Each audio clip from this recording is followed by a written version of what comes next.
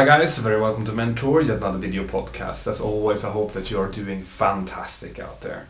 Today I want to do a bit of a special podcast, guys. And the reason for that is because I'm sitting here and I'm responding to your questions and your suggestions, your input to the channel. And I get the distinct feeling that a lot of you guys require a bit of a pep talk, alright? And the reason I think so is because a lot of the questions that I'm receiving at the moment start with the phrase, can I become a pilot if? Okay. The first thing I'm going to say, guys, is that I am not a aeronautical medical examiner, an AME, which means that I will never give any advice on medically, on any questions that have any kind of medical route, okay? Because I'm just not qualified to do so.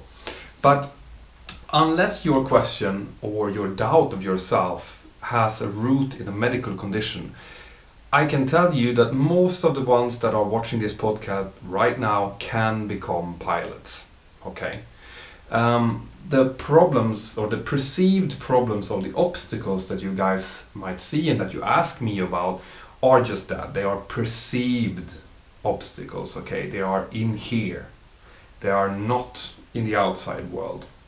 So, what can you do? Well, basically, I just answered a question here from a guy who said he had been rejected from an airline interview, from a sponsored program to an airline, and he did not know if he could take that kind of rejection again. Well, here's the thing. Like I've said in some of the videos, there are some tests that you will need to go through, as in there are going to be airline psychologists who will do suitability tests, and those suitability tests you should definitely listen to, alright? But they're not the final say. They are not the end of the world. Depending on what it is that you that they reject you on, if they do, there are still things that you can improve, and things improve over age as well. So if you were rejected because you were not suitable at the age 18, then maybe if you go through a university course or something, you will come out on the other side and be more suitable, and you can do the test again. So it's not the end of the world. And also something that I feel is really important for you guys to remember is that it's how you perceive things, it's how you choose to look at the world that's going to decide whether or not you are going to be successful. And I know I've mentioned this in podcasts before, but when it comes to the subject of, for example, failures, we will all have them. I have had them. You will have them.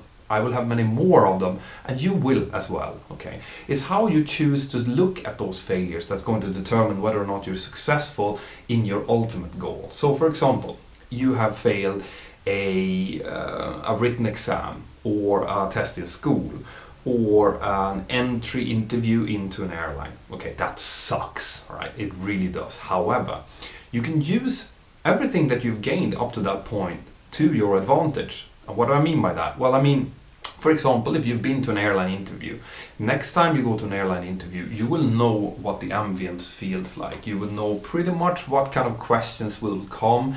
You will know what the suitability tests are about, what the psychometric tests are about, which means that you should be able to use your previous experience, even if it was a negative one, as something positive. You can use it so that you can relax a little bit. Now the problem that most people do, the mistake that most people do, is that they don't use it as a positive thing. It actually gives them more anxiety, as in, oh, I failed last time, I bet I'm gonna fail again.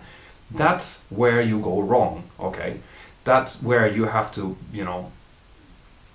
pull yourself together and look at, okay, so what did I actually learn last time I was in the situation? Well, I learned that maybe I should relax a little bit more. Maybe I should have practiced my stick and rudder for the simulator a bit. Maybe I should have read up a little bit more on my technical knowledge. But use it for your benefit. Don't let it pull you down. Because if you do let it pull you down, if you do get more nervous, it's likely that the outcome is going to be very similar to your previous experience. So whenever you have a negative experience, if you choose to look at that as a stepping stone to make you achieve better next time, you will. If it becomes a big black hole that you step into again, it will suck you down, okay? So this doesn't mean that this is a magical formula for being successful all the time, but I truly believe that it is a good formula for being pretty successful later on. And this might go for your entire life. It might go no matter what kind of work you're doing, what kind of industry that you're getting yourself into, even if it's not the airline industry, but if it's something else. This type of thinking, this type of positive reinforcement of your own abilities and using of your experience to get yourself into a better place will make you successful eventually in whatever you choose to do. Okay, so that's what I felt like saying just from writing the answers to your questions here, guys. I hope that was helpful. As always, continue to send in your questions. It's really interesting because it gives me a feeling of what you guys want me to talk about. It also gives me a good indication of if there are any technical subjects that you want me to get into. So please continue to write your comments down here. Press like if you like my videos, and feel free to share them with all your friends. And if you're a part of, for example, Facebook groups that you think that my videos might be helpful in, then feel free to share these videos in those Facebook groups as well, because it helps the channel a lot.